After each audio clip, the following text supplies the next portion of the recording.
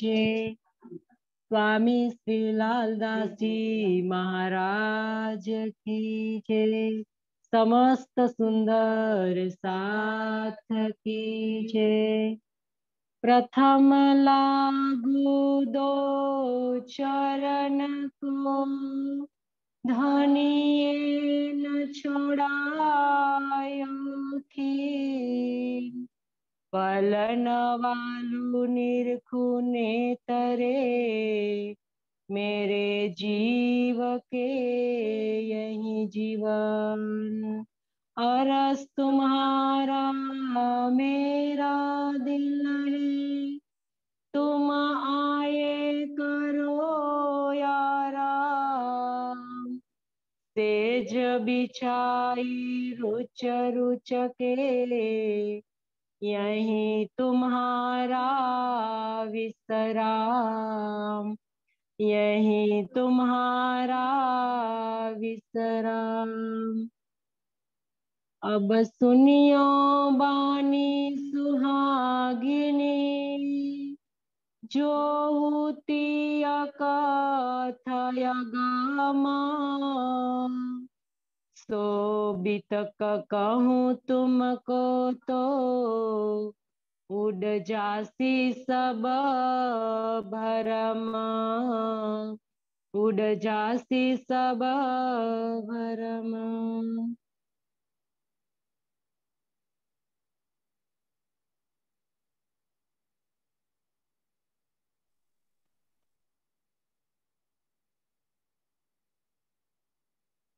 आत्म संबंधी राजी महाराज के लाडले एवं प्यारे सुंदर साथ जी, आपके चरणों में मेरा कोटि कोटि प्रणाम। मिल एक चुगल टाढ़ा किया, करो फिरंगी से अरजा। ये देव तुम्हारे निंदता, करो हमारी गरजा। करो हमारी गरजा। महामती के धाम दिल में विराजमान होकर अक्षरातीत धाम के धनी यहाँ बता रहे हैं कि सबसे पहले आज की बितक बताने जाए, इस पहले हम कल की बितक को याद करें कि कल की बितक में धनी ने हमें क्या बताया। धनी की जागनी लीला शुरू हो गई।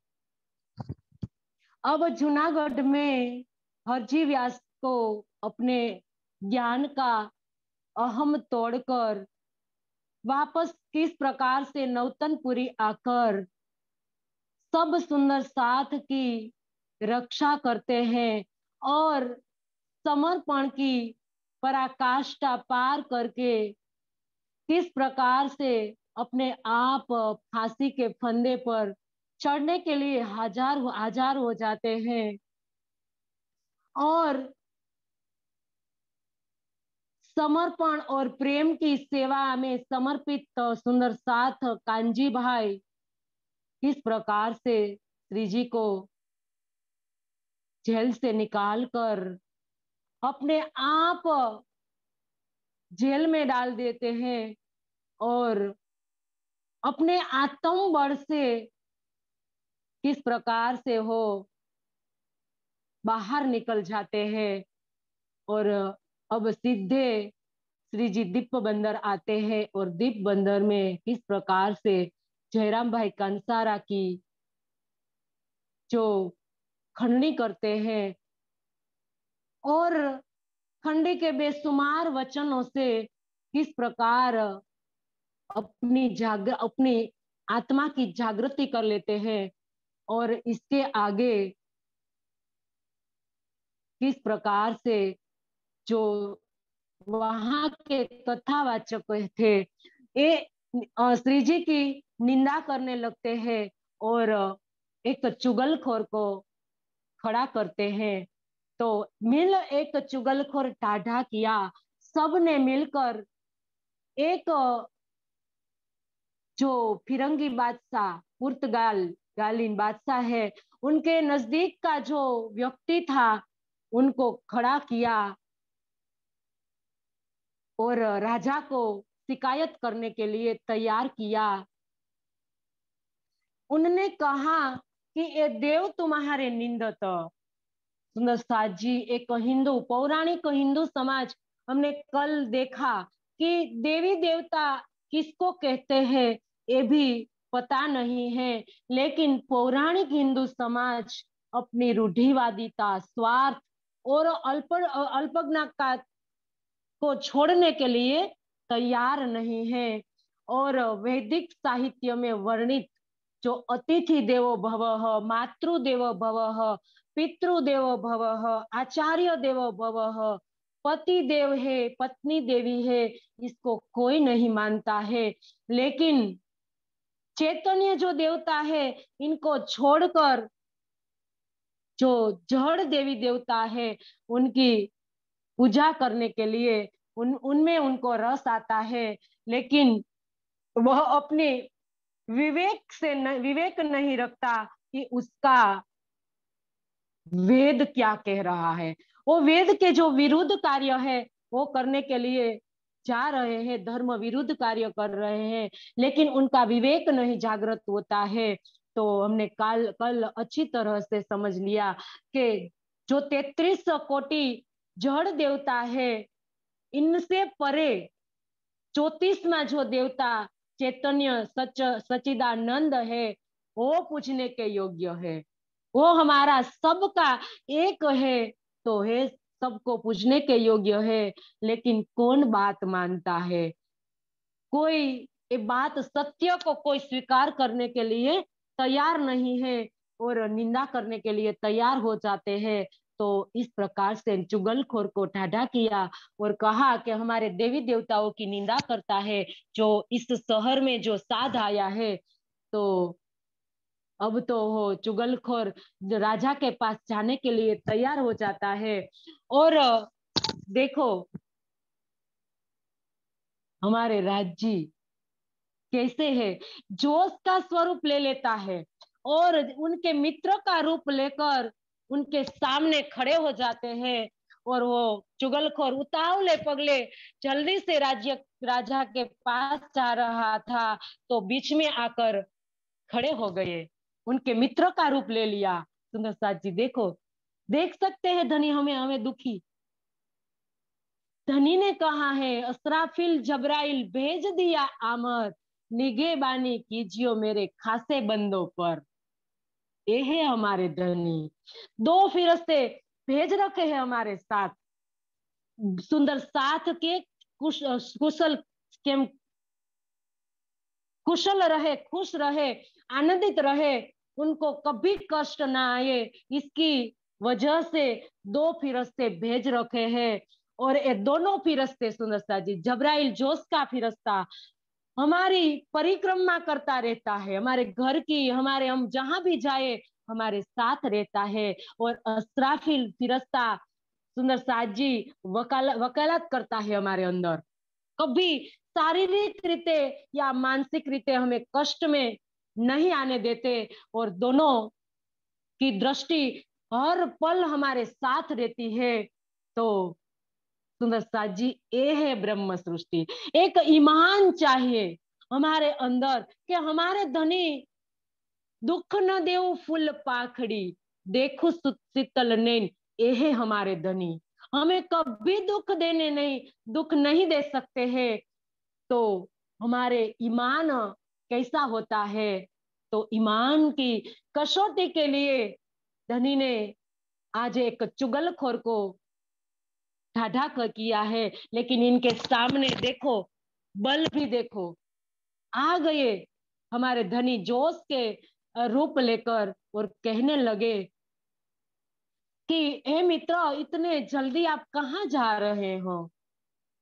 तो चुगलखोर ने कहा कि इस शहर में कोई साध आया है और ये हिंदू लोगों के देवी देवताओं की निंदा कर रहे हैं।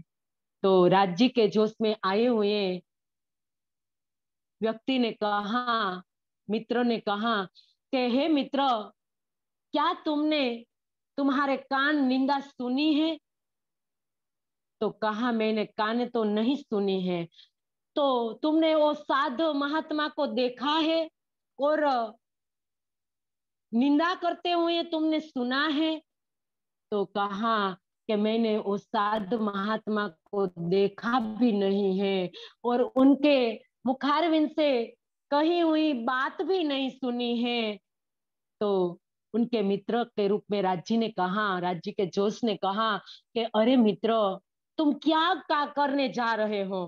कैसा कर्म करने जा रहे हो जो अपने कान सुना भी नहीं, देखा भी नहीं, और सीधे तू राजा के पास जा रहा हो? और राजा कितना अत्याचारी है और विरोध, हिंदू विरोधी वो साध महात्मा को कितना कष्ट देंगे आपने कहने से, क्योंकि आप उनके मित्र हो। तो आपकी आपकी जो तुम उनको बात कहोगे वो बात आप मान लेंगे और साधु महात्मा को कितना कष्ट देंगे। तो इनकी हाय किसको लगेगी? इनका जो पाप लगेगा वो कौन भोगेगा?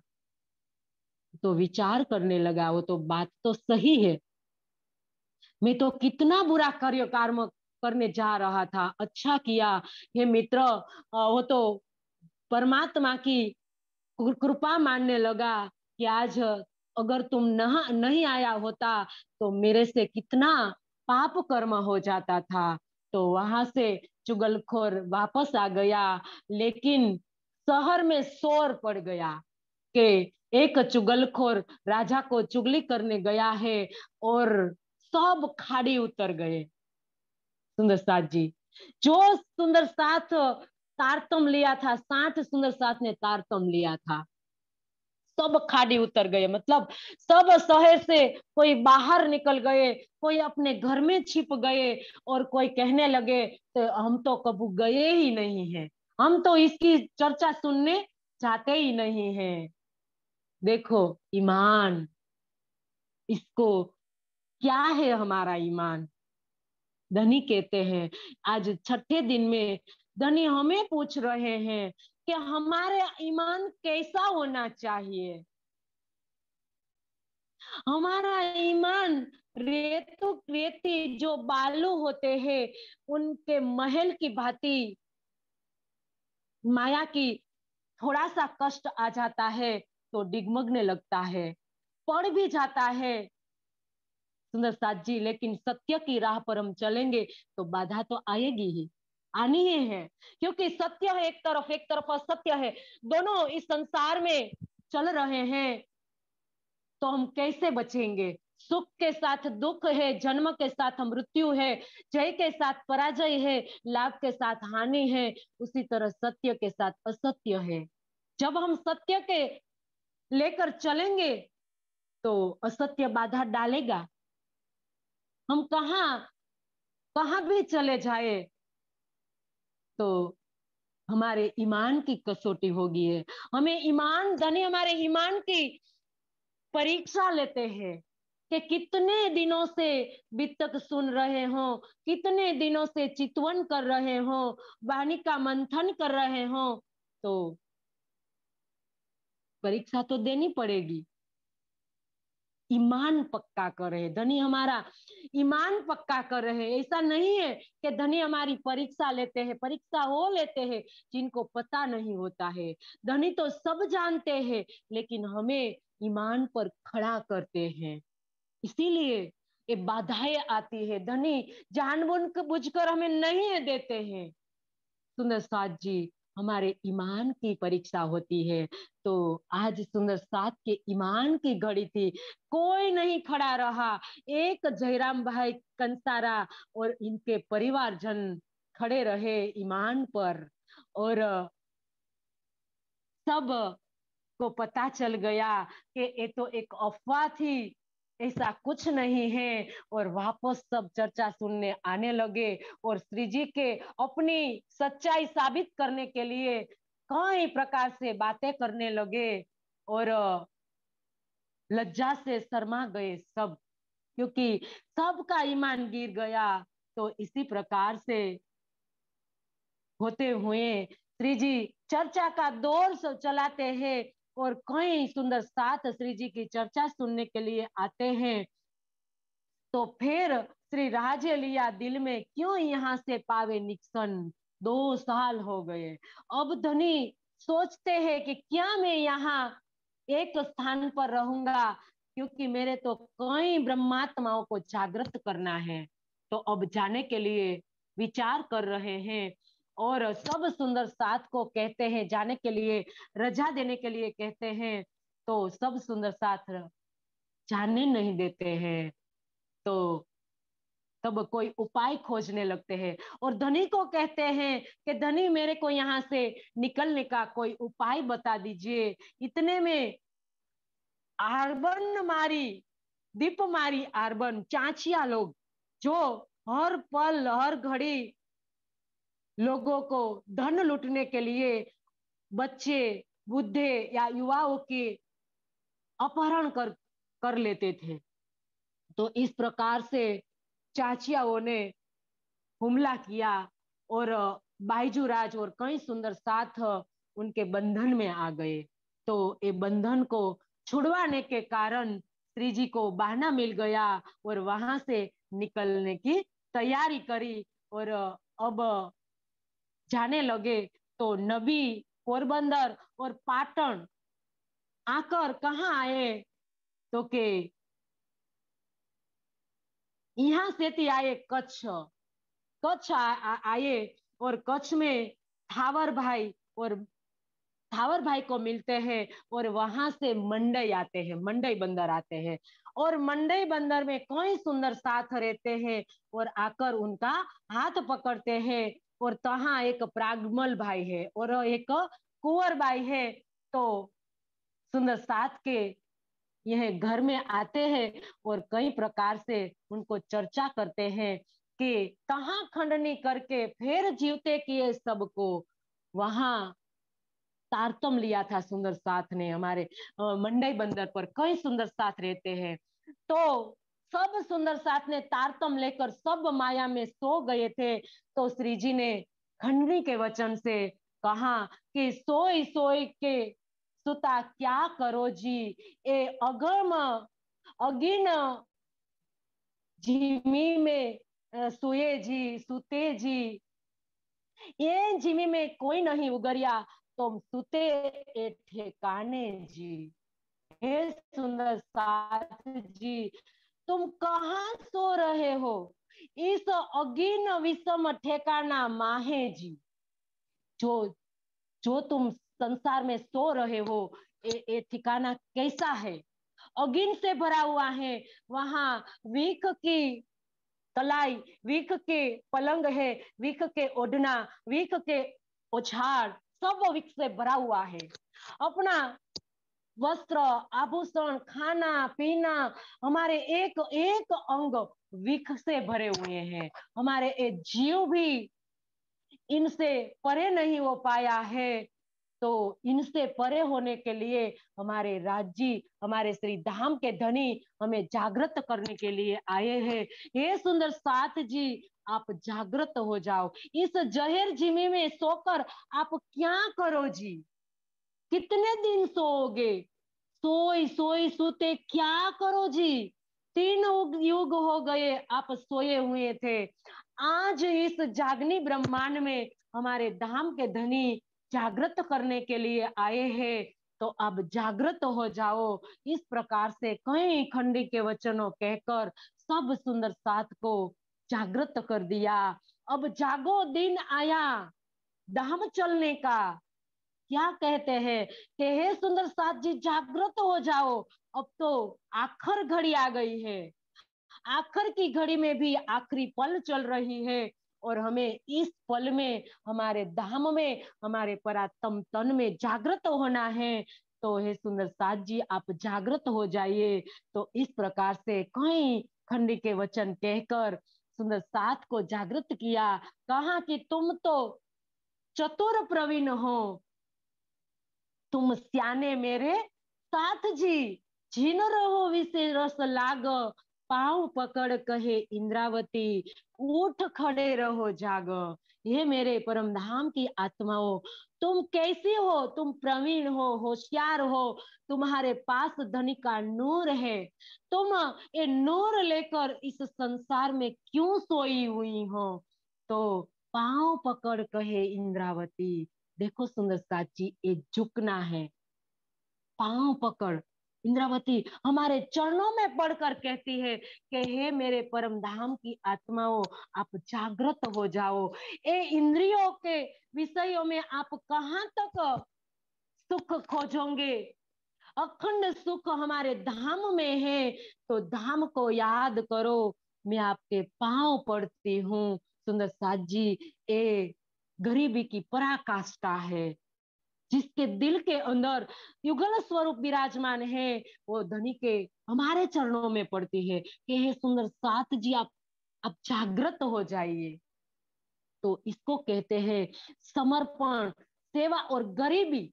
गरीबी की पराकाष्ठा है कि ज्यो ज्यो लीजिए गरीबी, साथ में धनी को होए मान। आप धनी के आगे मान आपको चाहिए, तो आप सुंदर साथ की चरण धूलि बन जाए। जब तक हम सुंदर साथ की चरण धूलि नहीं बनेंगे, अपना आप का अहम खड़ा कर कर रहेंगे, तो तब तक हमारी आत्म जागृत नहीं हो पाएगी। सुंदर साथ जी हमारे धनी हमें चल कर दिखाया कि हे सुंदर साथ जी, आपको छठे दिन में किस प्रकार से चलना है, सुंदर साथ के बीच में आपको किस प्रकार से रहना है। तो सब बातें धनी ने बताया और सब सुंदर साथ ने अपनी भूल मानी कि हे धनी, हमारी भूल थी, हम माया में कुछ हमें धनी का याद नहीं रहा। और धनी ने आगे कहा कि तुम देखो और घर अपना, हमको क्या बताया श्रीराज, याद दिलाया। हद पार बेहद है, बेहद पार अक्षर, अक्षर पार्वतन है, जागिए इन घर। हे सुंदर साथ जी, आप देखो धनी ने हमारा घर कहाँ बताया है। ये तो क्षर ब्रह्मांड है, ये तो इनका तो नाश होना ही है। इसके परे अक्षर ब्रह्मांड है और इसके परे हमारा घर है। हद पार बेहद, बेहद पार अक्षर, अक्षर पार वतन है। और इस मूल मिलावे में हमारा परातम तन विराजमान है, वहां हमें जागृत होना है। तो हे सुंदर साथ जी, आप जागृत हो जाए। इस प्रकार से 2 दिन वहां रह के सबको जीवते किए, मतलब सबको अपनी आत्मा को जागृत कर दिया। इस प्रकार से चर्चा समझाई कि कपैया आते हैं और कपैया में श्री जी के बड़े भाई हरिवंश रहते हैं। और वहां उनको भी खंडी के कई वचनों कहकर तारतम दिया और सब सुंदर साथ को विहारी जी के पास भेजते हैं कि हे सुंदर साथ जी, तुम सब नौतनपुरी जाकर विहारी जी के चरणों में प्रणाम करके आइए। तो तहां से आए भोजनगर। अब श्री जी भोजनगर में आते हैं और भोजनगर में वृंदावन के घर आते हैं। जो भोजनगर में कौन था? जो हरजी कानजी हरिदास जी। और हरिदास जी का जो पुत्र है वृंदावन, वो वृंदावन के घर आता है और उनको भी चर्चा से समझाते हैं। तो वृंदावन उनको भोजन आरोगा के सब सत्कार करके अब तारतम लेते हैं। इस प्रकार से श्री जी अब निकलते हैं। तो कहाँ आते हैं? तो के फिर चर्चा भाई खन्नी के वचन और राज को वैराग पूरा, तो धात बतावे। अब राज जी का पूरा वैराग्य आ गया है और सुंदर साथ को इतनी प्यारी मीठी चर्चा सुनाते हैं और सबको मीठी लगती है। इस प्रकार की चर्चा देखो सुंदर साथ जी, क्योंकि जो अंकुर होता है उनको ये चर्चा मीठी लगती है। और वही चर्चा जो हाल में मकसूद होवे 300, क्योंकि हमारा इनमें हमारी आत्मा का कल्याण होता है। तो क्योंकि आंवला कड़वा होता है लेकिन बहुत गुणकारी होता है। खंडनी के जो वचन होते हैं तो पहले हमें दुख लगता है क्योंकि हम जीव भाव से वो सुनते हैं। जब हम इतना थोड़ा गहराई में जाए, आत्म भाव से हम सुनने लगे, तब जाके हमें पता चलता है कि वो खंडनी के वचन नहीं थे, वो तो हमारी आत्मा को जागृत करने के लिए था। तो उनको मीठी लगती है ये चर्चा। तो सुंदर साथ जी सबको, सबकी जो मलिनता थी, अंदर का जो विकार था, श्री जी की चर्चा से सब दूर हो गए, सब निर्विकार हो गए और सबको बड़ा सुख मिला। और दिन दो एक रह के फिर नलिए पहुंचे। 2 दिन कहाँ रह कर तो अब कहाँ आते हैं, तो नलिया आते हैं। और नलिया से भी चलकर श्री जी ठट्ठा नगर आए। सुंदरता जी देखो, चल चल कर आते हैं। आज हमें कहाँ जाना है, हमें जागनी करने के लिए धनी हमें चलकर बताया कि उस टाइम कोई इस प्रकार की कोई सुविधा नहीं थी कि चलो हम स्कूटर लेकर चले जाएंगे, गाड़ी में चले जाएंगे। अब तो बाहर जाना होता है तो हम तो हवाई यात्रा भी कर लेते हैं। लेकिन देखो सुंदरता जी, धनी ने किस प्रकार से जागनी यात्रा शुरू की थी। ये है हमारी जागनी यात्रा। हमारी नींव ही मजबूत है लेकिन हमने इतनी कमजोर बना दी, इतनी कमजोर बना दी सुंदर साथ जी, क्या बात बताए कि हम ही इनके जवाबदार है। हमारी नींव तो बहुत मजबूत धनी ने डाली थी लेकिन हमने उनको कमजोर बना दी है। तो सुंदर साथ जी छठे दिन में हमें हमारी जो ये जागने की नींव है वो वापस हमें मजबूत बनानी है। तो सुंदर साथ जी इसके लिए हमें वाणी का मंथन करना होगा। हमारे अपने मंथन करके इस वाणी को समझना होगा। और चितवन में भी हमारे धनी का स्वरूप हमें दिल में बसाना होगा। तब जाकर हम इस आत्म बल पर खड़े होंगे। तो सुंदर साथ जी धनी हमें यहाँ पूछ रहे हैं कि पूछत घर उनका नाथे सो जो भया मिलाप। अब ठट्ठा नगर में आए हैं और नाथा जोशी का घर पूछ रहे हैं और नाथा जोशी को ही पूछ रहे हैं कि आपने नाथा जोशी का घर देखा है। तब नाथा जोशी क्या कहते हैं, मिलते ही सुख उपजिया, मिट गयो सब ताप। सुंदर साथ जी देखो, जिनके दर्शने नेत्र ठरे और वचन ठरे अंग, जिनके जिनको देख कर सुख उपजता है। हरजी व्यास को, नाथा जोशी को सुख उत्पन्न हुआ और अंदर का जो भी दुख था वो सब दूर हो गया सिर्फ श्री जी का दर्शन मात्र से। और बातें लगे पूछने, कौन भाग है हम, कहने लगे अरे श्री जी आप हमारे घर आए, क्या हमारा अहोभाग्य है, आज चलकर आप हमारे घर आए हैं। तो अब श्री जी ठट्ठा नगर में 10-12 दिन रहते हैं और 10-12 दिन के बाद अब लाठी बंदर आते हैं और विश्वनाथ भट्ट रहते हैं। उनके साथ श्री जी की मुलाकात होती है और उनकी दुकान पर आते हैं और आदर सत्कार करते हैं। और वहां से फिर नाव में बैठते हैं और 17 दिन तक तूफान रहता है। तो नाव अगर नहीं चल पाती है तो वापस ठट्ठा नगर आ जाती है। क्यों सुंदर साथ जी? अब ठट्ठा नगर में कई ब्रह्मात्माओं की जागनी अभी बाकी थी। चिंतामणि राह देख रहे थे, लक्ष्मण सेठ राह देख रहे थे।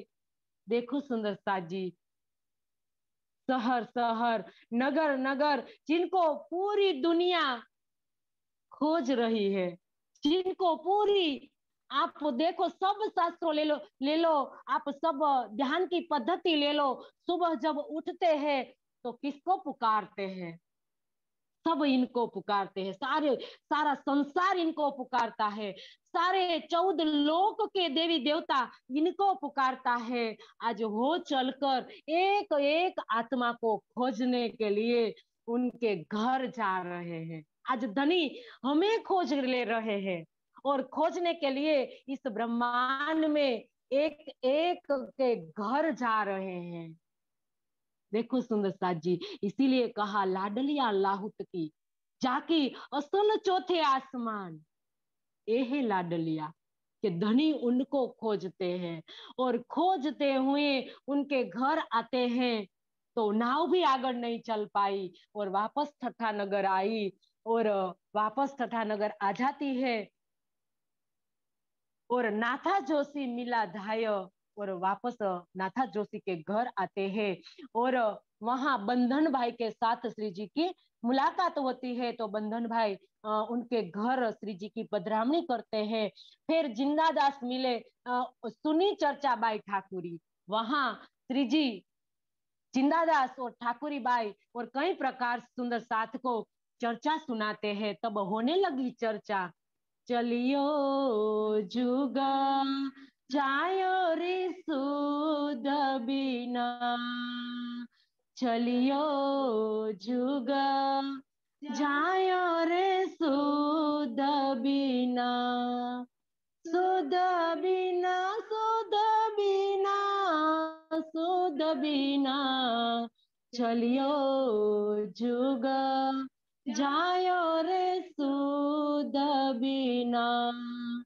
मूल प्रकृति मोह यहाँ से उपने तीनों गुण, सो पाँचों में प्रसरे हुई अंधेरी चौदे भवना, चलियो जुग जायो रे सुध बिना। जी चर्चा करते हैं कि इस तीन युग शुद्ध बिना चले गए। किसकी शुद्ध के बिना? परमात्मा की शुद्धि बिना तीन युग चले गए। इस संसार मोह अहम से उपने तीनों गुण, इस संसार तीन गुण से उत्पन्न हुआ है। इस पांच तत्व वाला जो मूल प्रकृति से उत्पन्न हुआ वो क्षर ब्रह्मांड उनका नाश होने वाला है। तो इस ब्रह्मांड के परे जो परमात्मा है, तो इस परमात्मा की पहचान कराने वाली श्री जी चर्चा करते हैं। और चर्चा करते तो ये चर्चा सुनने के लिए कौन आते हैं? जिसका धनी हाथ पकड़ कर लाते हैं। हम आज समझते हैं कि हम आए हैं, हम नहीं आए हैं, हम चर्चा नहीं सुन रहे हैं, हमारे धनी हमें बैठाया है यहाँ चर्चा सुनने के लिए कि आप जाओ चर्चा सुनने के लिए, आप अपनी आत्मा को जागृत करने के लिए इस चर्चा को सुनो। तब जाके हम सब ये चर्चा को सुन रहे हैं। तो बताया कि कई प्रकार से श्री जी ने चर्चा सुनाई, सुने साथ चिंतामण। और इन समय लोग आवत चर्चा सुनने को शोर पड़ा शहर में। अब कई सुंदर साथ श्री जी की जोश भरी चर्चा सुनने के लिए आते हैं। तो पूरा ठट्ठा नगर में शोर पड़ गया और सबको पता चल गया कि इस ठट्ठा नगर में कोई ऐसा साधु महात्मा आया है कि बड़े जोश में पार ब्रह्म की पहचान कराते हैं और अपनी खुद की पहचान कराते हैं कि पहले आप पहचानो रे साधो, पहले आप पहचानो, बिना चिन्हे कौन कहे मैं पार ब्रह्म को जानो। तो इस अलौकिक चर्चा श्री जी करते हैं। तो कई सुंदर साथ आते हैं सुनने के लिए। तो इनमें से कोई कोई ने बताया कि यहाँ एक बड़े चिंतामण नामक एक योगाभ्यासी यहाँ रहते हैं। कबीर पंथी है वो और बड़े सिद्धियां पाल रखी है उनने। तो ऐसी बात श्री जी ने सुनी तो उनका दीदार करने के लिए अब श्री जी चल पड़े और घरों घरों गए उनके, तिनसे करी मुलाकात। श्री जी चिंतामण के घरे पहुंच गए और उनके साथ मुलाकात करी। देखते ही सुख पाया वह करने लगा बात। श्री जी को देखने मात्र से चिंतामणि का मुनि को सुख उत्पन्न हुआ। देखो सुंदर साथ जी, जिनको हम देखते हैं और हम देखते हैं हमारी खुशी नहीं समाती है, हमें सुख मिलता है, तो सुंदर साथ जी, श्री जी, ये तो श्री जी जिनके अंदर कौन विराजमान थे, खुद धाम के धनी गए थे, तो उनको सुख उत्पन्न हुआ और दोनों बातें करने लगे। कहाँ से आए तुम, चर्चा करो हमसे। क्या कहा कि हे साधु महात्मा, आप कहाँ से आए हो, अब मेरे साथ आप परम तत्व की चर्चा कीजिए, कि तुम हमको सुनाओ जो कछु ज्यादा आवे तुमको, अगर आपको ज्यादा आता है तो तुम मुझे सुनाओ, और आपको सुनना है तो मैं आपको सुनाने के लिए तैयार हूँ। जो देने आए हो तो देवो, और लेने आए हो तो आप हमसे लेवो। तुम सुनो हम कहे, जो हो ये चर्चा आत्मा, लेकिन जो आपको सुनाना है तो आप मुझे सुनाए, नहीं तो मैं आपको सुनाऊं, लेकिन चर्चा आत्म तत्व की होनी चाहिए। देखो सुंदर साथ जी, हम जहां भी बैठे, जहां भी चर्चा करे, तो बैठे बातें करे बक्का अर्थ की, तहा बिस्त भई बैठक, दुनी बातें करे दुनी की, तहा भई दो झक। तो हमें जहां भी चर्चा करे, जहां भी बैठे, हमारे धनी की परम धाम की बातें करनी चाहिए। तो यहाँ चिंतामण कहते हैं, क्योंकि परम धाम का अंकुर है उनके अंदर, तो कहते हैं कि परम तत्व की चर्चा होनी चाहिए। जो जहां दो विद्वान मिलते हैं वहां विरोध खड़ा हो जाता है, लेकिन जहां परमहंस मिलते हैं वहां आत्म तत्व की चर्चा होती है। आत्म परमहंस के बीच में कभी झगड़ा नहीं होता है, क्योंकि वो अपना अपना जो अहम होता है उनके अंदर नहीं होता है, उन्हें खत्म कर दिया होता है, तब जाके वो परमहंस बने होते हैं। लेकिन जो विद्वान होता है उनके उनकी उनके अंदर का ज्ञान का अहम होता है, तो जिनके कारण वो अपना ज्ञान को रखने के लिए, अपनी विचारधारा को रखने के लिए वो अपना अहम खड़ा कर देता है, और वहां से विरोध शुरू हो जाता है। तो यहाँ दोनों आत्म परम तत्व की चर्चा करते हैं और कहते हैं कि कहो तो चतुर्भुज का दिखाऊं तुम्हें दर्शन। श्री जी को कहते हैं कि हे साधु महात्मा, मैं आपको, जो आपको इच्छा हो तो मैं आपको चतुर्भुज का दर्शन करा सकता हूँ।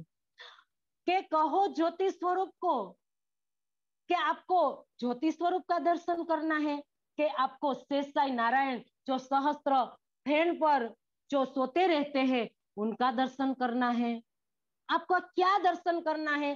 जी, और आगे कहते हैं कि झिलमिल अनहद ये सब दिखावे हम, कि आपको झिलमिल अनहद नाद को सुनना है, आपको क्या इच्छा है। श्री जी मनोमन हंसते हैं, क्या बात है, मेरी सखी आज मुझे क्या दीदार कराने जा रही है, किसका दीदार कराने जा रही है, चतुर्भुज का दीदार कराने जा रही है। मनोमन हंसते हैं धनी। देखो कि आज इस ब्रह्मांड में सखियाओं ने कौन सी सिद्धियां पाल रखी है। कोई गादीपति बनकर बैठी है, कोई सेठ बनकर बैठी है, कोई गृहिणी बनकर बैठी है, कोई बड़े बड़े बड़े जो पद पर बैठी हुई हैं, तो अपने अपने पद प्रतिष्ठा का अहम लेकर बैठी है। तो आज ये चिंतामण के अंदर आत्मा ये बड़ी सिद्धियां लेकर बैठी है, और धनी को कहती है कि आपको चतुर्भुज का दर्शन करना है। तो धनी कहते हैं उनको, सुंदर साथ जी, सबसे पहले हम ये समझ ले कि चतुर्भुज किसको कहते हैं, इसके बाद दोनों की क्या चर्चा होती है हम बाद में समझेंगे। लेकिन चतुर्भुज का जो दर्शन कराने की बात कहते हैं तो किस प्रकार से होता है, पहले हमें ये समझना होगा, क्योंकि कई सुंदर साथ कई क्वेश्चन होता है उनका, कि किस प्रकार से हमें, जब हम ध्यान में चितवन में बैठते हैं तो हमें पुरुषों का दर्शन किस प्रकार से होता है, या हमें हनुमान का दर्शन किस प्रकार से होता है। तो ये सब बातें धनी ने आज एक क्वेश्चन में दे दी है। सुंदर साथ जी, चतुर्भुज यानी कि विष्णु भगवान। सुंदर साथ जी, इनको क्यों कहा है चतुर्भुज? क्योंकि जब हिमालय पर सृष्टि की शुरुआत हुई 9 ऋषियों से, हिमालय पर 9 ऋषियों से सृष्टि की शुरुआत हुई, आगे जाते जनसंख्या बहुत बढ़ गई। तब देवों ने विष्णु भगवान को उनका रक्षा करने का उत्तरदायित्व सौंपा। तो रक्षा करने के लिए सुंदर साथ जी किसकी जरूरत पड़ती है? तो सुंदर साथ जी, रक्षा करने के लिए 4 वस्तु की जरूरत पड़ती है। सबसे पहले ऐश्वर्य की जरूरत पड़ती है, इसके बाद ज्ञान की जरूरत पड़ती है, इसके बाद संगठन की जरूरत पड़ती है सुंदर साथ जी, इसके बाद शक्ति की जरूरत पड़ती है। तो आज 4 वस्तु होनी चाहिए रक्षा करने के लिए। तो सुंदर साथ जी, ये 4 जो बताया है, शंख, चक्र, गदा और पद्म। शंख सुंदर साथ जी ज्ञान का प्रतीक है, शंख ज्ञान का प्रतीक है, चक्र संगठन का प्रतीक है और गदा शक्ति का प्रतीक है। इसके बाद जो पद्म मतलब के कमल, कमल से रक्षा नहीं होती है, लेकिन कमल एक ऐश्वर्य का प्रतीक है। हम चरण कमल बोलते हैं, मुख कमल बोलते हैं, तो एक ऐश्वर्य है इनमें।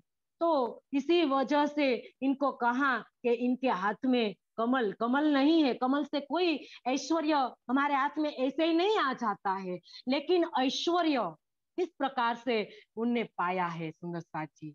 झील में अविरत ध्यान में डूबे रहते हैं और अविरत उनने इतनी शक्ति पैदा की है, शक्ति उनने अंदर रखी हुई है सुंदर साथ जी। तो ये ऐश्वर्य है, इनके अंदर स्त्री है, इनके अंदर ज्ञान है, भक्ति है, वैराग्य है, शील है, संतोष है, स्त्री है, तो ये ऐश्वर्य है। तो इसीलिए उनको भगवान कहा गया है सुंदर साथ जी। उन ऐसा नहीं है कि इनको 4 भुजा है, 4 भुजा किसी को नहीं होती है। 4 भुजा की क्या जरूरत है? अगर हमें 2 भुजा से काम चलता है तो 4 भुजा की कोई आवश्यकता नहीं है। लेकिन ये चार चार का प्रतीक है, तो इसी वजह से सुंदर साथ जी विष्णु भगवान को चतुर्भुज कहा है। हकीकत में वो 4 भुजा उनको नहीं है। तो एक योग दर्शन में एक सूत्र, एक योग दर्शन में एक श्लोक है कि मूर्धा ज्योति सिद्ध दर्शनम। मूर्धा में संयम करने से महापुरुषों का दीदार होता है, दर्शन होता है। मूर्धा ज्योति सिद्ध दर्शनम। सुंदर सा जी, मूर्धा किसको कहा है? मूर्धा मतलब 10वें द्वार, हमारा जो 10वां द्वार है। जो एक योग दर्शन, पूरा योग दर्शन को कबीर ने एक सूत्र में ही डाला था, कह डाला था। 9 द्वार संसार के 10वां योगी तार, एकादश खिड़की खोली महल अग्र सुख सार। पूरा योग दर्शन एक पंक्ति के अंदर आ गया। तो सुंदर साथ जी 10वां द्वार कोई योगी का, 9 द्वार तो संसार का है, इस संसार का, लेकिन जो 10वां द्वार है हमारा, हमारी जो यहाँ माथे पर एक बिंदु के समान है वो, तो उनको मूर्धा ज्योति कहा है, मूर्धा कहा है, 10वां द्वार कहा है। तो इनमें जब संयम करते हैं योगी साधक, संयम मतलब सुंदर साथ जी धारणा, ध्यान और समाधि का मिला हुआ रूप है। ये आपको समझना होगा कि जहां मैं संयम बोलती हूँ तो संयम मतलब के वो धारणा वहां करता है, और धारणा का परिपक्व रूप ध्यान, और ध्यान का परिपक्व रूप समाधि। तो 10वें द्वार में जब समाधि होती है तब राम का दीदार दर्शन होता है, कृष्ण का दर्शन होता है, शंकर का, शिव का दर्शन होता है, हनुमान का दर्शन होता है। आपको कोई भी महापुरुष का दर्शन हो सकता है। इनका अर्थ ये नहीं कि हमें परमात्मा का दर्शन कर लिया, ये सब महापुरुषों का दर्शन है सुंदर साथ जी मूर्धा में। तो यहाँ ये हमें बताया कि मूर्धा ज्योति सिद्ध दर्शनम, और आगे कहा कि ज्योति स्वरूप का, और शेष नारायण, शेष सहस्त्र फंड। तो क्या कहा कि शेष किसको कहते हैं। सामान्य रीते ऐसा समझता है संसार के इस पृथ्वी 1000 फन वाले सांप पर खड़ी है और इसके ऊपर शेषशाही नारायण है और इस शेषशाही नारायण एक कछुए पर खड़ा है और एक कछुए पर एक जो दाना कहाँ है,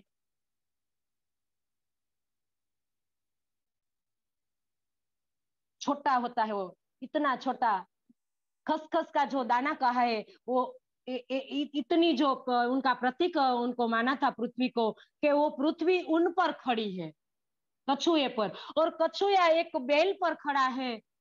तो सुंदर साथ जी बेल कहाँ खड़ा है, यहाँ बताया कि पृथ्वी अगर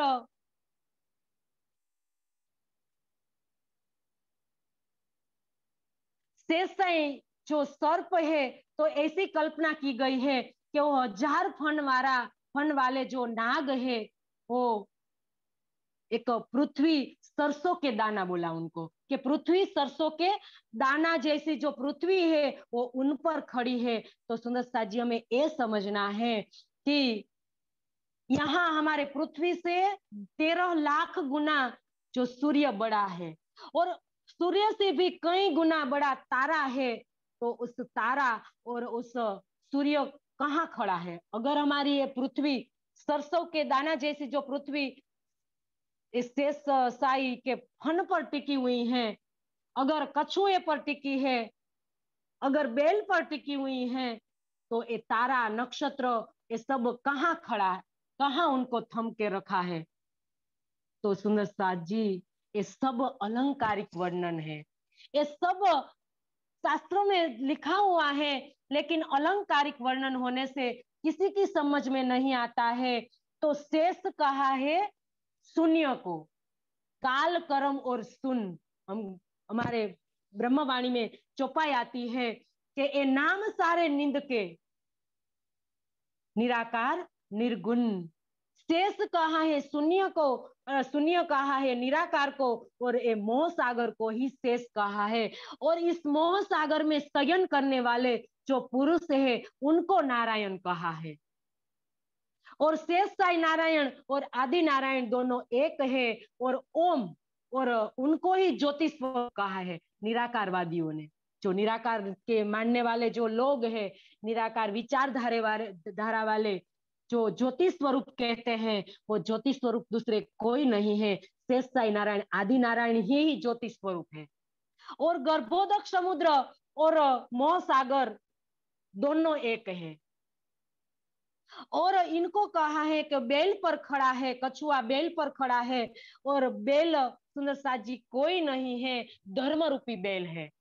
श्रुति स्मृति सदाचार स्वप्रियात्मान स्वस्य प्रिय आत्मनः एतद चतुर्विध प्राहु धर्मस्य लक्षण। इन चार से धर्मशास्त्र का कथन हो, वेद का कथन हो, सदाचार हो और हमारे प्रिय आत्मा की पुकार हो, तो इस पर इस धर्म खड़ा है, नहीं कि कोई कछुए पर बेल पर। सुंदर साथ जी अलंकारिक वर्णन है, ये ब्रह्मवाणी के प्रकाश में सब खुलासा श्री जी ने कर दिया कि शेष मोहसागर को कहा है, शेष शून्य को कहा है, ये निराकार को शेष कहा है। तो इनमें जो ने जिसने शयन किया ये तो नारायण है, आदि नारायण है। और ये आदि नारायण ओम का प्रतिस्थापनिक रूप है, जो अव्याकृत अक्षर के मन का जो स्वरूप है अव्याकृत, वो अव्याकृत के सपनिक रूप आदि नारायण है। वो मोह सागर में अपने को महाविष्णु कहो या ओम कहो, शेषाई नारायण कहो, क्षर पुरुष कहो, विराट पुरुष कहो, ईश्वर कहो, सबल ब्रह्म कहो, ये सब उनका समानार्थी नाम है, कोई अलग नहीं है। तो ये बात यहाँ बताई। और कहा कि झिलमिल ज्योति, झिलमिल अनहद नाद कहा कि झिलमिल ज्योति दूसरी कोई नहीं है सुंदर साथ जी, वो हमारे जीव का प्रकाश है। जब योगी अपने 10वें द्वार में जब 16 सूर्य जितना प्रकाश उनको देखता है साधक, तब उनको झिलमिल ये प्रकाश जीव का प्रकाश है। 16 सूर्य जैसा प्रकाश जीव का प्रकाश है। 12 तारा जैसा प्रकाश प्रकाश हमारे मन का प्रकाश है। तो साधक क्या समझने लगते हैं? ये प्रकाश देखते हैं तो समझने लगता है कि हमें तो परमात्मा का दीदार हो गया। सुंदर जी, ये परमात्मा का दीदार नहीं है, चिलमिल ज्योति मतलब कि हमारे जीव का प्रकाश है, हमारे मन का प्रकाश है, हमारे चित्त का प्रकाश है, बुद्धि का प्रकाश है। ये सब देखकर साधक साक्षात्कार मान लेता है, लेकिन ये परमात्मा की उपलब्धि नहीं है। यहाँ बताया कि जो अनहद नाद के अंतर्गत सुंदर साथ जी ये योग की 5 भूमिकाएं हैं। योग की 5 भूमिकाएं बताई है। इनमें दूसरी जो भूमिका बताई है, दूसरी भूमिका में 5 ब्रह्मांडी शब्द है। दूसरी और तीसरी भूमिका में 5 ब्रह्मांडी शब्द है, जो ओम, निरंजन, ओम, सोहम, ररम और शक्ति, आप 5 ब्रह्मांडी शब्द कहे गए हैं। तो इनमें सबसे पहले सुंदर साथ जी हमारी दोनों बाहों में जब संयम करते हैं साधक, तो उनको निरंजन का साक्षात्कार होता है। इनके ऊपर हमारी त्रिकुटी है, दोनों बाहों के ऊपर त्रिकुटी में जब संयम करते हैं साधक, तो उनको ओम का साक्षात्कार होता है। सुंदर साथ जी उन्मुनी मुद्रा और हुचरी मुद्रा ये सब मुद्राएं हैं, और मुद्रा में सब संयम करते हैं साधक अपनी त्रिकुटी में, भ्रकुटी में और भ्रमर गुहा में, तब सुंदर साथ जी इनका साक्षात्कार होता है। तो यहाँ बताया कि त्रिकुटी में जब संयम करने से साधक को ओम का साक्षात्कार होता है, और इनके आसपास जब उनका संयम होता है, तब उनको 10 अनहद नाद सुनाई देता है। मतलब के डफ की आवाज, झांझर की आवाज, बादल की सहनाई, कई सिंह सिंह की जो गर्जना सुनाई पड़ती है, इतनी मधुर आवाज सुनाई पड़ती है कि इस संसार में हमें कहीं नहीं सुनी है। इतनी मधुर आवाज सुनाई पड़ती है इस अनहद नाद में। जब हम त्रिकुटी के आस अगल बगल में जब संयम करते हैं, तब सुंदर साथ जी ये 10 अनहद नाद सुनाई देते हैं। तो क्या मान लेते हैं साधक कि हमें तो परमात्मा का दीदार हो गया, इतना मधुर आवाज सुनाई पड़ी, तो ये तो सिर्फ ओम का साक्षात्कार है, और ओम ये तो इस ब्रह्मांड का अंतर्गत का साक्षात्कार है। इसके परे की बात तो और है सुंदर साथ जी। अब तो दूसरी भूमिका में है, और बताया कि इसके ऊपर ब्रह्मर गुफा है। तो ब्रह्मर गुफा में सोहम का साक्षात्कार होता है। सोहम, जहाँ जो कौन पहुंचे हैं, तो कहा जो श्री श्री रविशंकर महाराज सोहम की बात करते हैं, तो वो ब्रह्मर गुफा में ध्यान कराते हैं। ध्यान धारणा और समाधि वहां ब्रह्मर गुफा में कराते हैं, तो सोहम शब्द सुनाई पड़ता है, और साधक क्या मान लेते हैं कि हमें तो परमात्मा का दीदार हो गया, और श्री श्री रविशंकर जी है वो ज परमात्मा है। उनको परमात्मा मानकर सब लोग सुंदर साथ जी इनके पीछे भागे हुए हैं। हम देखते हैं आज उनका चर्चा प्रवचन होता है तो लाखों लोगों की भीड़, नहीं बताते परमात्मा कौन है, सिर्फ भ्रमर गुफा में सोहम बताते हैं। ये बात है सुंदर साथ जी। आगे बताया इसके ऊपर शक्ति का साक्षात्कार होता है भ्रमर गुफा के ऊपर, और 10वें द्वार में सुंदर साथ जी हमारे 10वां द्वार जो मुर्दा ज्योति कहा है, इनमें ररम का साक्षात्कार होता है। तो ये 5 जो शब्द है ये प्रकृति के अंतर्गत है, ये प्रकृति के परे, मतलब के 10वें द्वार में जब हमारी सुषुम्ना नाड़ी प्रवाहित हो जाती है और अंदर इतनी शक्ति आती है, तब जाके व्यक्ति त्रिकाल ज्ञानी बनता है। ये तो योग की चौथी भूमिका है। इनको कहते हैं केवल्य मुक्ति। जो महावीर स्वामी वहां तक पहुंचे, गौतम बुद्ध वहां तक पहुंचे, हमारे जो महापुरुष कई हैं वहां तक पहुंचे हैं, उनके परे हजी बताई सुंदर साथ जी। ये तो क्या बताया कि केवल्य जो मुक्ति है कि जो समाप्त हो जाती है, इससे परे जो कबीर ने कहा कि एकादश खिड़की खुली, जो 11वीं हमारी खिड़की खुल जाती है, वहां योग माया का दीदार होता है। ये भी सुंदर साथ जी अक्षर की चतुष्ट विभूति का दीदार होता है। परम धाम का तो नहीं, परम धाम का दीदार करने के लिए तो निजानंद योग सुंदर साथ जी, इस ब्रह्मवाणी और इस ब्रह्मवाणी में बताया हुआ सागर, श्रृंगार और परिक्रमा, युगल स्वरूप का दीदार करने के लिए सुंदर साथ जी चेतन समाधि, चेतन हमारी धारणा और चेतन ध्यान और चेतन चितवन से युगल स्वरूप का निजानंद योग से हो सकता है। इसके परे की बात है सुंदर साथ जी। हंस और जीव और हंस की बात नहीं है, अभी हमने सुनी है जीव और हंस की बात सुनी, जो परम गुहा बताया वो हंस की अवस्था है। हंस की अवस्था में सिर्फ 5 व्यक्ति पहुंचे, पंचवासनाएं सुंदर साथ जी, कई बार हमने उनकी बात ले ली है। तो ये तो हंस की अवस्था है, लेकिन हमारी तो परम हंस की अवस्था सुंदर साथ जी, आप तक के भी परे परम हंस। तो इनके लिए, इसके लिए सुंदर साथ जी हमें निजानंद योग का सहारा लेना होगा। और निजानंद योग सुंदर साथ जी जब हम आत्मसात कर लेंगे, तब हमें हमारा धनिक को हम पा लेंगे। तो यहाँ बताया कि मैं आपको ये दिखाऊं। तब श्री जी ने क्या कहा? तब श्री जी ने कहा, हम लेने आए हैं वस्त्र, हम आपके पास परम तत्व का ज्ञान लेने आए हैं। इस सिद्धि विभूति में हमें नहीं पड़ना है, ये सिद्धि विभूति हमें नहीं चाहिए, हमें तो परम तत्व चाहिए। परम तत्व की बात कीजिए, किनका निर्णय कर देवो, दिल करो रोशन, तिनका निर्णय कर देवो। आपने जो भी बताया, झिलमिल ज्योति बताई, शेषशाही नारायण बताया, अनहद नाद बताया, ब्रह्मांडी शब्द बताया, इसके आगे आपने शेषशाही चतुर्भुज बताया, विष्णु भगवान की बात करी। इनमें से मेरी आत्मा का कल्याण किस में होगा? इनमें से मुझे मेरी आत्मा की पहचान किस में होगी? एक ज्ञान मुझे सुनाइए, धनी ने कहा। तब एक कमाल की साखी पर श्री जी ने चर्चा की, कबीर पंथी चिंतामणि ने चर्चा की कि एक कमाल की साखी पर चर्चा हुई, जोर जोश में श्री जी ने कहा, तब पाया चित मरोर। अब बताई के कहिया कोड़ी ते हीरा भया, हीरा ते भया लाल, आधा भगत कबीर है, पूरा भगत कमाल।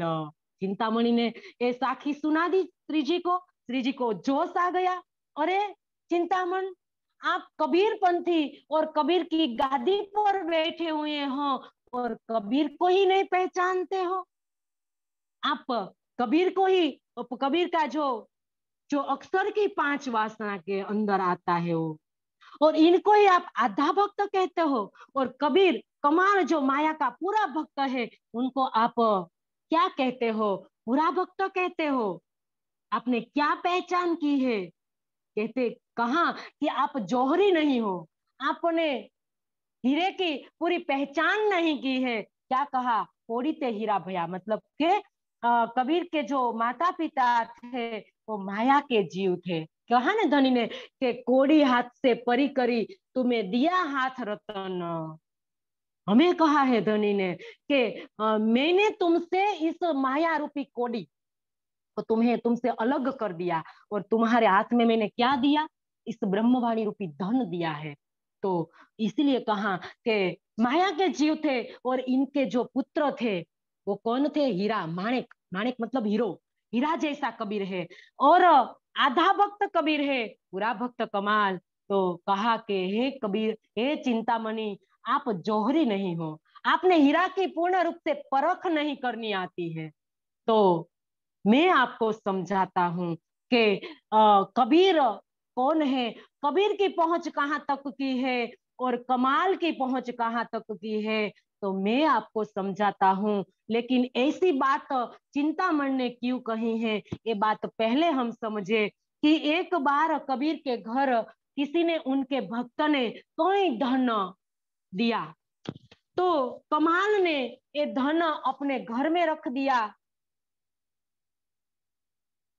और इसके आगे बताया कि सिकंदर लोदी का समय था इस वक्त, क्योंकि कई कहते हैं कि जो कमाल है उनके पुत्र है, लोई है उनकी पत्नी है, लेकिन कबीर को कोई पत्नी नहीं थी, कोई पुत्र नहीं था। लेकिन एक बार क्या हुआ, ये सिकंदर लोदी ने कबीर को जेल में डाल दिया और कबीर कई बार नजर आते थे, बाहर नजर आते थे। तो सिकंदर लोदी ने सोचा कि एक कौन है इनके अंदर, ऐसी तो क्या शक्ति है, कोई जादूगर लगता है कि वो तो मैं उनको जेल में डाल देता हूँ, हाथी के नीचे कचवा कचड़वा डालता हूँ, लेकिन उनको कोई असर ही नहीं होता है।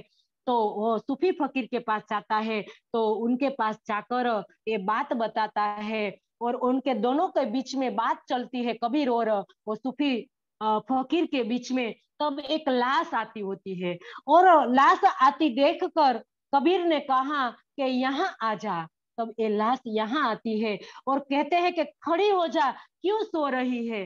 तो लाश खड़ी हो जाती है। तब फकीर ने कहा कि आपने तो कमाल कर दिया।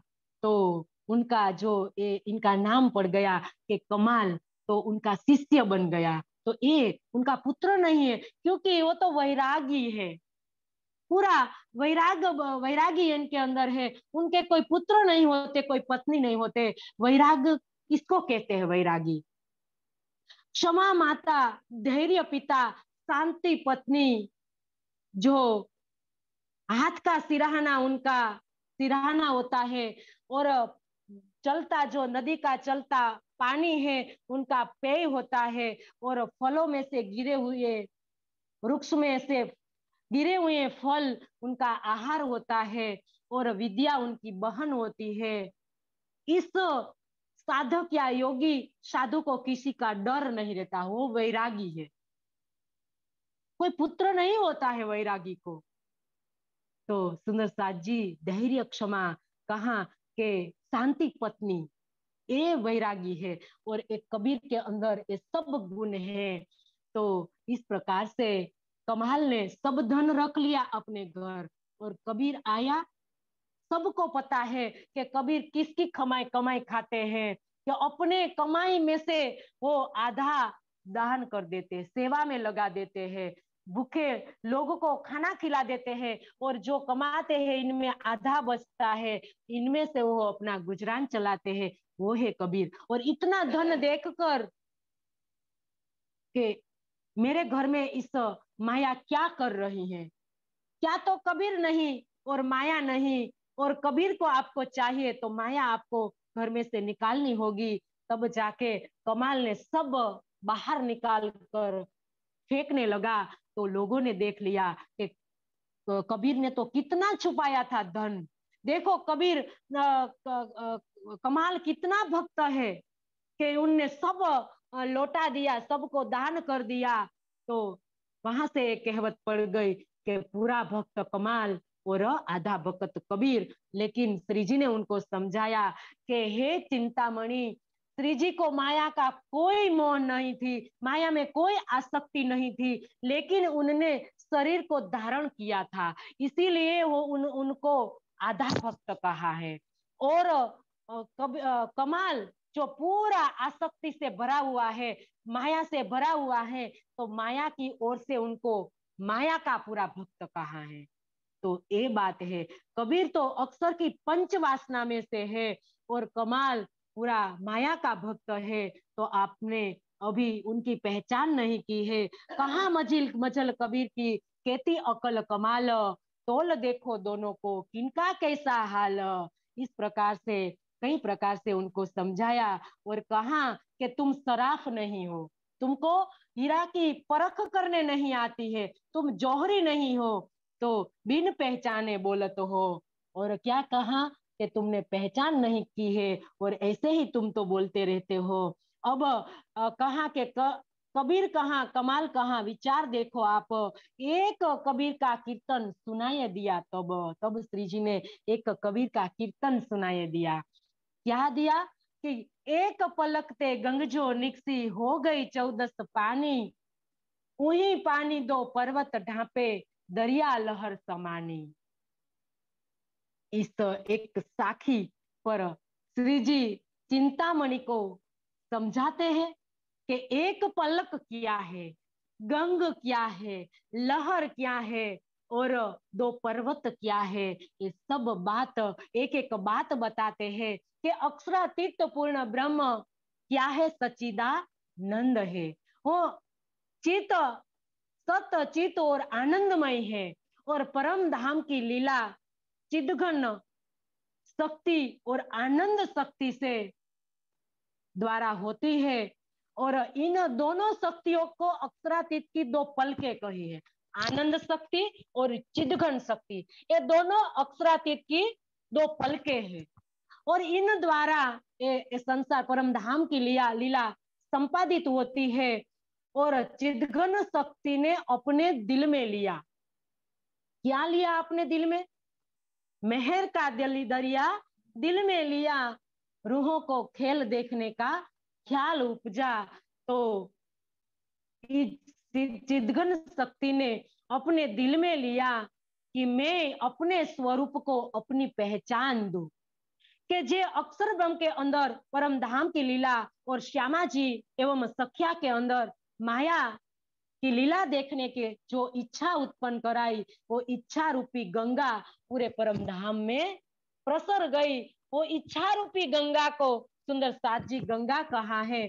उस इच्छा रूपी गंगा ने दो पर्वत, पर्वत मतलब सतंग अक्षर ब्रह्म और आनंद अंग श्यामा जी एवं सखिया दोनों के अंदर प्रकट हो गई और इस प्रकार चिदघन स्वरूप श्री राज्य के महल के सागर में ये इच्छा रूपी गंगा की लहरें समा गई। तो इस प्रकार यहाँ बताया कि ब्रह्म सृष्टियों को अपने दिल में डुबोकर अपने पूर्ण स्वरूप की पहचान देना, मार्फत की पहचान देना, यही क्या है? दरिया है। दरिया क्या है सुंदर साथ जी? जब हम पूर्ण पहचान हो जाए धनी की और उनके अंदर हम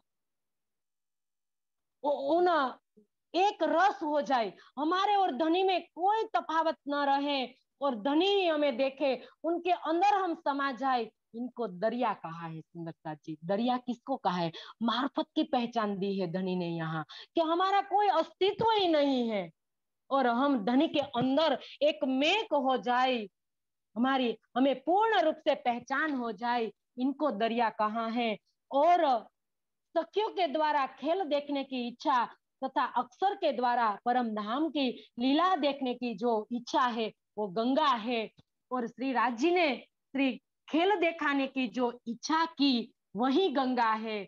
उस इच्छा रूपी गंगा में जो हमने समझा ना कि अक्षर ब्रह्म और श्यामा जी और सखिया ये दोनों पर्वत बोला और दोनों पर्वत ढंक गए और सारे पूरे परम धाम में इच्छा प्रसर प्रसर गई।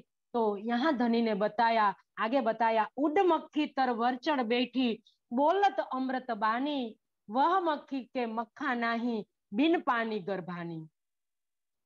उड मक्खी तर वरचर बैठी, मक्खी क्या है सुंदर साथ जी? ये चिदघन शक्ति का हुक्म, हुक्म रूपी मक्खी है, हुक्म की शक्ति रूपी मक्खी। और तरवर क्या है? तो ये संसार रूपी वृक्ष, इनको तरवर कहा है।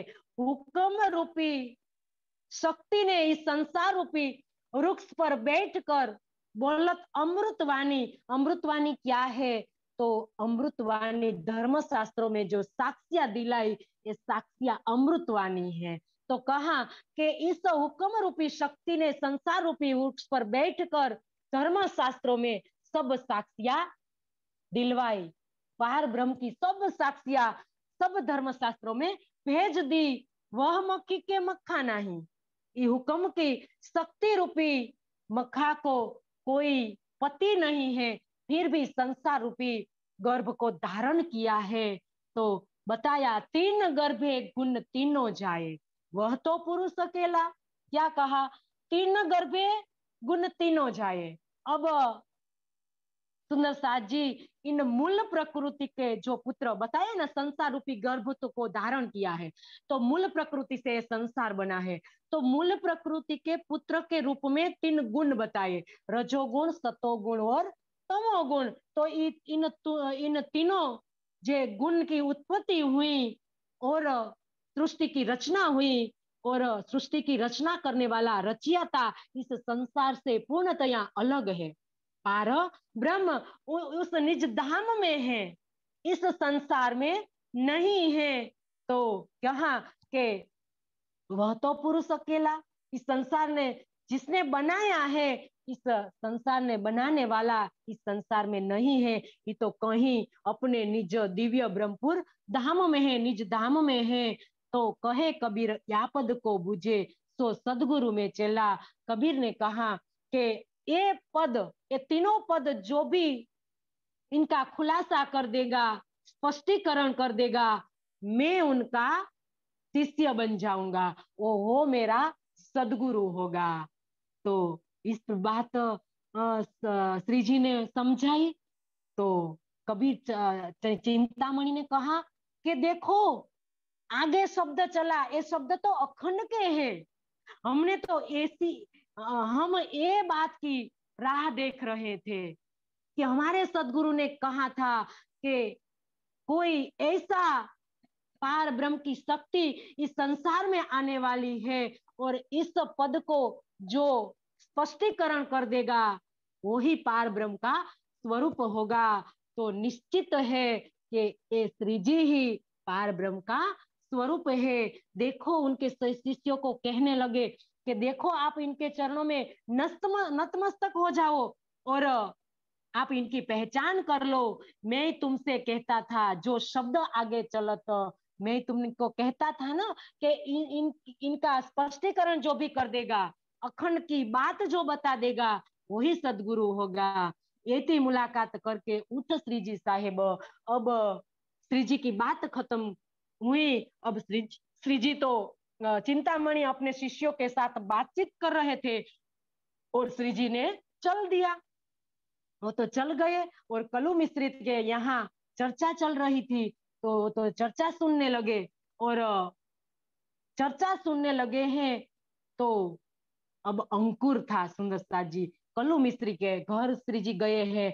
तो कलु मिस्त्री कौन था? एक विद्वान था, कथा जो करता था, कथावाचक था और कई कथा किस्सा बताए रहता था। तो उनको बहुत घमंड था, अहंकार था।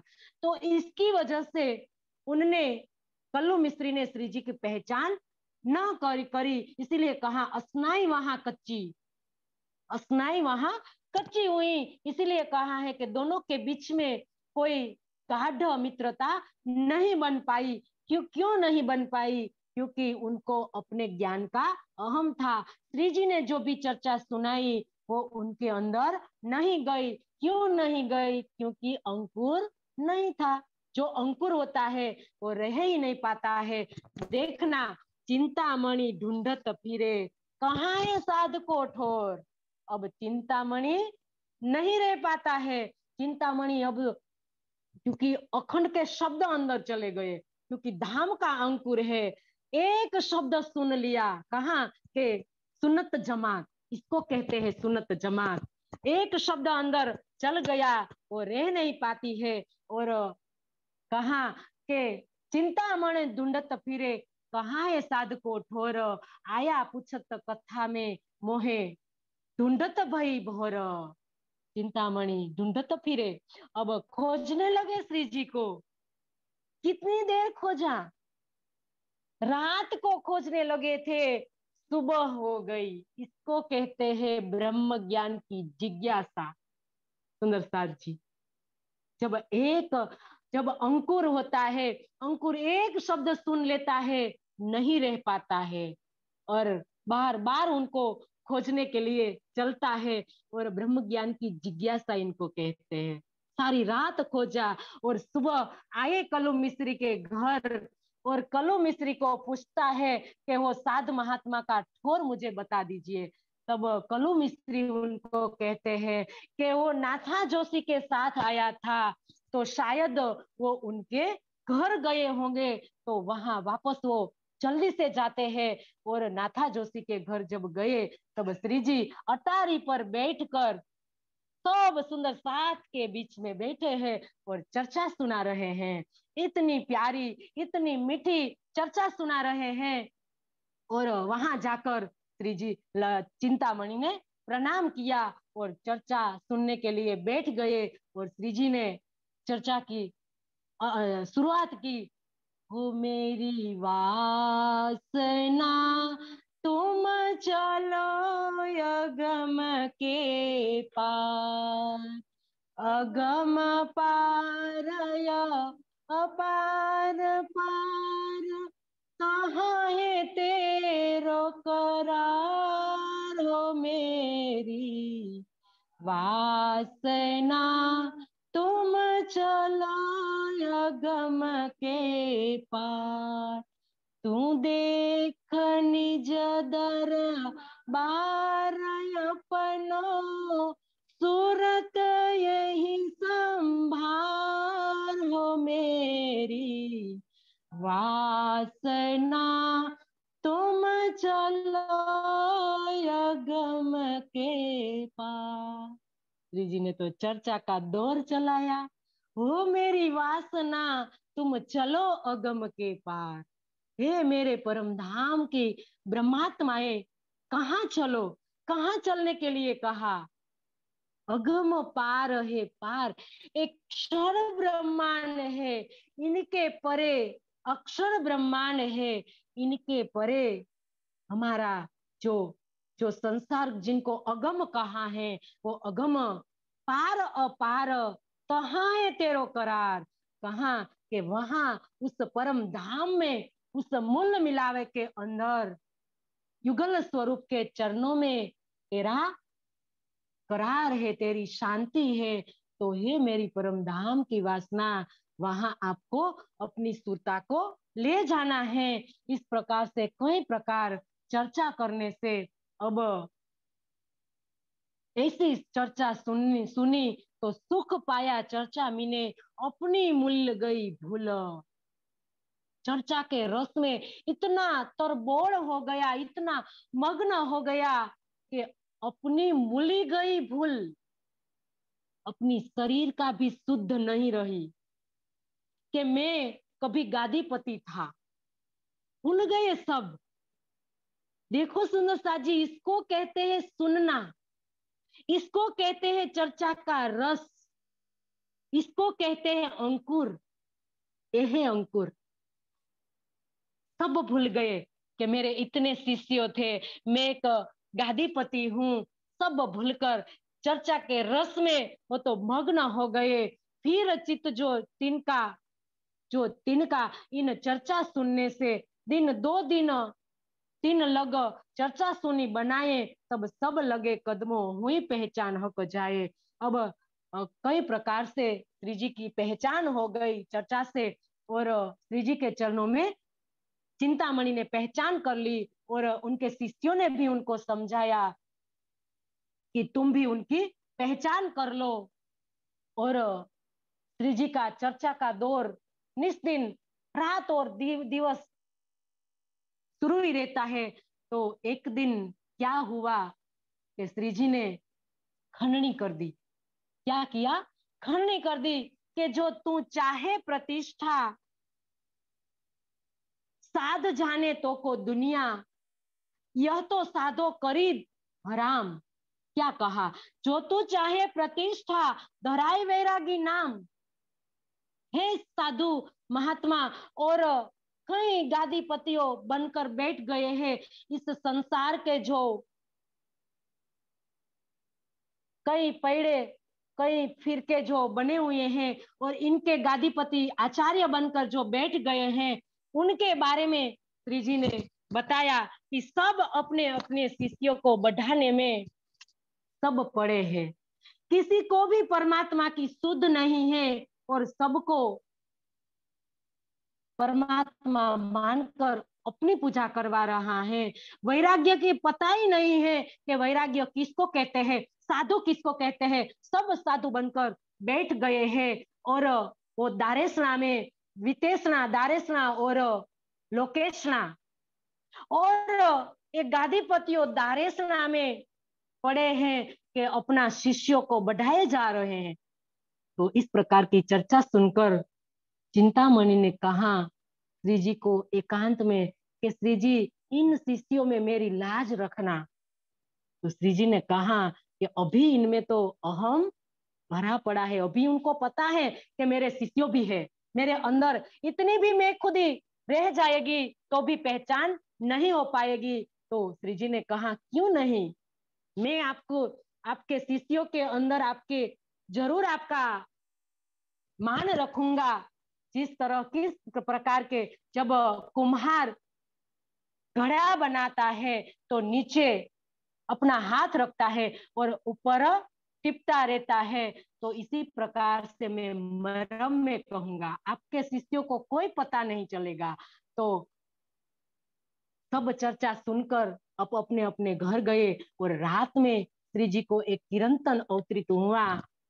सुनो रे सत के बंजारे, सुनो रे सत के बंजारे, एक बात कहूँ समझाई, सुनो रे सत के बंजारे, या फंदबाजी रची माया की, या फंदबाजी रची माया की, तामे सब कोई रयायुर जा, सुनो रे सत के बंजारे, सुनो रे सत के बंजारे। कई प्रकार से आटी आन के फांसी लगाई, इन में भी उल्टाई दई, उल्टाई बंध पर बंध दिए विध विध के, सो खोली किन्हू न जाई, लोक लाज मर्यादा छोड़ी तब ज्ञान पदवी पाई, एक आग जो छोटी बुझाई दूजी क्यों मोटी लगाई। इस प्रकार से कीर्तन का अवतरण हुआ और सुबह जाकर किसने पढ़ा सुंदर साथ जी, चिंतामणि ने पढ़ लिया। और श्री जी ने चर्चा में भी बताया, तीन में सुकन खननी के तुम छोड़ो ज्ञान गुमान। क्या कहा था कि आप वैराग्य बन गए, वैरागी बन गए, साधु बन गए, आपने गृहस्थी का तो मोह छोड़ दिया, तो आपने ये दूसरा जो अपने शिष्यों को बढ़ाने का, अपने ज्ञान का जो अहम है और अपने मान का जो प्रतिष्ठा का जो अहम पाल रखा है, तो आप इनको भी मिटा डालो, तब जाके आपको पहचान होती है। तो अब मारो काले कुत्ते को लाठी सिर ऊपर, सेवको आगे तब कहिया मैं खाली कछु ना खबर। सुंदर साथ जी क्या कहा कि अब मारो काले कुत्ते को। चिंतामणि सब शिष्यों के बीच में खड़े हो गए और कहा कि मेरे अंदर का जो अहंकार है, हे श्री जी आपकी ज्ञान रूपी लाठी से उनको भगा दो, मैं खाली हो गया हूं, अब मेरे अंदर कुछ भी नहीं है। अब सुंदर साथ जी उनका अहंकार, जो ज्ञान का, जो शिष्यों का, जो मान का, प्रतिष्ठा का, कहा न के मारो प्रतिष्ठा पैजारो दगा देवे बीच ध्यान, हमारे ध्यान में हमारे धनी के युगल स्वरूप के चितवन में हम बैठे और इनमें कोई बाधा डाले, हमारा जो मान प्रतिष्ठा जो भी हो, हमारा स्वार्थ जो हमारे युगल स्वरूप के चरणों में हमें नहीं जाने देता, तो उनको हमें नहीं रखना है, छोड़ना होगा। तो एक कीर्तन अवतरित हुआ तो सुंदर साथ जी धनी ने सराहा, देखो कहिया श्री, तब श्री जी सराहिया, शाबाश चिंतामणि, चिंतामणि को शाबाशी दी, क्योंकि सुंदर साथ जी सबके बीच में अहंकार छोड़ दिया। इसको कहते हैं परम धाम की ब्रह्म सृष्टि। आज देखो सबके बीच में जब तक हम हमारा अवगुण नहीं कहेंगे, तब तक हमारे अंदर का जो अहंकार है वो नहीं मिट पाता है। तो ये हमें ये सीख देती है सुंदर साथ जी के परम धाम की मोमिन कैसी है, धनी को पाने के लिए क्या करना है हमें। चिंतामणि ने हमें बता दिया सुंदर साथ जी। तो रूई की माफक उड़ गए। धनी के वचनों सुनकर रूई की माफक उनका जो अहंकार था वो उड़ गया। नहीं तो हम देखते हैं सुंदर साथ जी, ब्रह्म ज्ञान लेकर भी हम कितना अहम पाले बैठे हुए हैं। चर्चा का, चितवन का, है ज्ञान का, समर्पण का, सेवा का, कई प्रकार अहंकार हम पाले हुए हैं। तो सुंदर साथ जी एक किसी को दिखाने की चीज नहीं है, ये हमारे अंदर हमें भरनी है, तब जाके हमारी रहनी बन पाएगी। तो सुंदर साथ जी सबसे बड़ी चीज है मैं खुदी काढ़े, मैं खुदी बुझर की मारे रे साथ जी, बुझर की मारे रे, जिनने लई बुझर की तिनको कोई ना उबारे रे। तो यहाँ मैं खुदी निकाल दी। तो श्री जी ने उनको शाबाशी दी कि सबके बीच में आपने पहचान कर ली मैं खुद ही निकाल कर। तो उनके शिष्यों सहित सुंदर साथ जी चिंतामणि श्री जी के चरणों में आ गए और श्री जी ने उनको तारतम दिया। देखो तारतम किस प्रकार धनी ने दिया है। इनको सब सेवकों समेत परहेज कराया, चार बात का एक कबूल कर दिल में ले। तो चार बात का परहेज कराया सुंदर साथ जी, व्रत लिया, प्रतिज्ञा ली, निश्चय लिया। जो हमारे सदगुरु ने हमें सिखाया है कि व्रत किस प्रकार से लिया जाता है। व्रत लेना है हमें, हमारे अवगुण निकालने का जो हम व्रत लेते हैं। धनी ने यहाँ तारतम दिया। देखो तारतम किसको कहते हैं, आज हम किस प्रकार से तारतम देते हैं सुंदर साथ जी। आज हम संसार की देखा देखी कान में फूक मारने को तारतम कहते हैं। तारतम ये नहीं है। देखो धनी ने यहाँ दिया है तारतम कि एक हराम कहिया मांस को, दूसरा हराम शराब, तीसरा औरत बिरानी तजे तो पावे हयाती आब, चोरी झूठ बोलना इनका छोड़ाया उदक। ये पांच बात का तारतम, इस पांच बात के व्रत ले आया, निश्चय कराया। क्यों कराया सुंदर साथ जी? क्योंकि धर्म के रास्ते पर चलने के लिए ये सब जरूरी है। अगर हमारे अंदर ये अवगुण होगा तो हम धर्म पर नहीं चल पाते। तारतम मतलब धर्म, दीने इस्लामी धर्म जिसको कहा है, सत्य धर्म जिनको निजानंद दर्शन कहा है। ये सत्य धर्म पर चलने के लिए हमें निश्चय ये प्रतिज्ञा लेनी होगी कि वहां उस समय, क्योंकि बंदर का जो एरिया था तो वहां मांस और मछली और शराब लोग पीते रहते हैं। तो वो तमोगुणी कभी धर्म के रास्ते पर नहीं चल पाते हैं। तो क्या कहा, एक तो हराम कहिया मांस, मांस कभी नहीं खाना। क्योंकि आज हम पशुओं की रेत रेत कर गला काटते हैं हमारे जो एक जीभा की तृष्णा के लिए। आज हम ये नहीं सोचते हैं कि आज उनके अंदर रहा हुआ जीव कभी हमारा जो जीव था इनमें गया था। तो जीव को दुख देना सुंदर साथ जी, हम उनको जीव तो नहीं दे सकते लेकिन हमें उनको मारने का कोई अधिकार नहीं है। तो इसकी वजह से धर्म के रास्ते पर चलने के लिए कहा कि मांसाहार कभी नहीं करना है। इनके अंदर जीवों की यहाँ ही होती है। कौन सुनने वाला है आज? पशुओं की जो हत्या की जाती है हमारी एक जीवा की तृष्णा के लिए, तो एक परमात्मा के अलावा उनकी दर्द भरी चीज कौन सुनने वाला है? तो धर्म के रास्ते पर चलने के लिए कहा कि आपको मांस नहीं खाना और शराब भी नहीं पीना। शराब पीने से बुद्धि क्या हो जाती है? भ्रष्ट हो जाती है। वे विवेक नहीं कर पाता है मनुष्य कि मैं कौन हूं। तो इसके कारण शराब के अभी प्रतिज्ञा ले निश्चय कराया और तीसरी औरत बिरानी, क्या कहा कि पर स्त्री पर दारेशु मातृवत पर द्रव्येशु लोष्टवत, दूसरी स्त्री को माता समान मानना और जो दूसरे का धन है उनको धूल मिट्टी समान मानना। पश्यति स पंडित, इसको पंडित कहा है सुंदर साथ जी।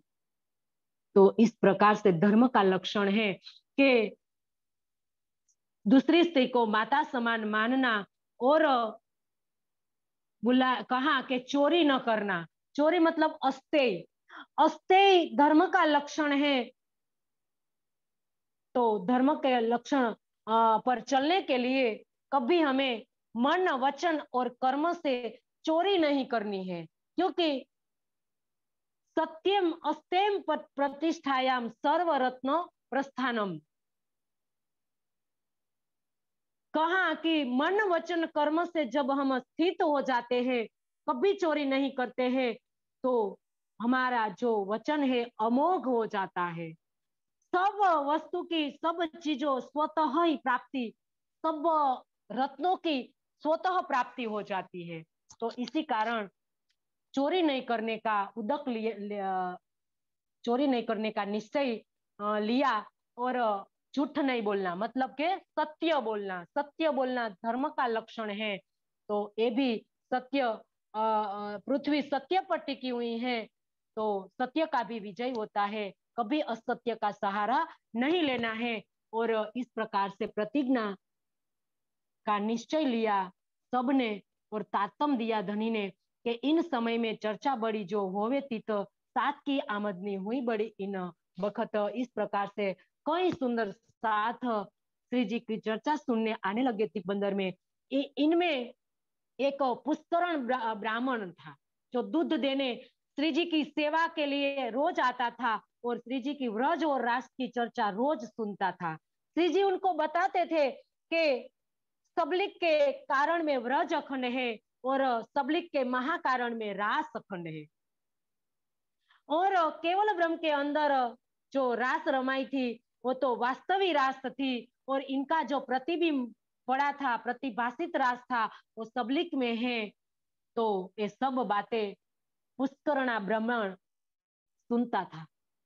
और ये बात सुंदर साथ जी पोकरना जो उनको कहा है कि चतुरा पोकरना, तो ये ब्राह्मण है। और लालदास जी की बखार में वो रोज जाते हैं। लालदास जी मतलब लक्ष्मण सेठ। लक्ष्मण सेठ उनका बड़ा कारोबार था, कई जहाज उनका चलता है, तो बड़े सेठ बनकर बैठे हैं। तो वो तो विद्वान भी थे भागवत के, तो व्रजराज की बातें सब जानते हैं। तो वहां जाकर उसने कहा कि हे लक्ष्मण सेठ, तुम व्रज और रास अखंड की जो बात कहते हो, तो वो कहाँ अखंड है?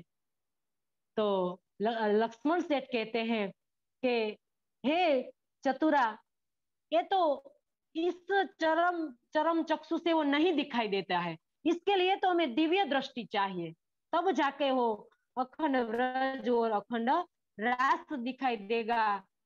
तो इस ब्रह्मांड में वो मानते हैं कि हमें इस ब्रह्मांड में जब दिव्य दृष्टि आ जाएगी, तब इस ब्रह्मांड में व्रज और रास दिखेगा। तो चतुरा ने कहा कि हे लक्ष्मण सेठ, आप कब दिव्य दृष्टि पाओगे? कि उसने सब बातें बताई कि 5 तत्व 3 गुण को तो गुण सहित इस ब्रह्मांड को तो नाश है, तो व्रज और रास कहाँ अखंड है? तब लाल चौकिया, लालदास जी चौक गए, अरे ये बात आपने कहाँ सुनी? तो कहा कि इस अपने नगर में कोई महान साधा आया है और इतनी जोश में वो व्रज और रास की सब बातें बताते हैं। तो लालदास जी को भी इच्छा हुई कि मुझे उनके पास ले चलना, लेकिन चतुरा कहता है मैं आपको अभी नहीं लेकर चलूंगा, मैं उनके पूछ कर आपको ले चलूंगा। तो सुनो साथ जी, वो हम कल सुनेंगे कि क्या बात लालदास जी जब जाते हैं श्री जी के चरणों में, दोनों महान आत्माओं का कल मिलन होगा। और क्या बात धनी उनको सुनाते हैं, ये भी तक हम कल लेंगे। आज इतना ही रखे। और सुंदर साथ जी चौपाई दोहरा कर आज हमें पूर्ण करे।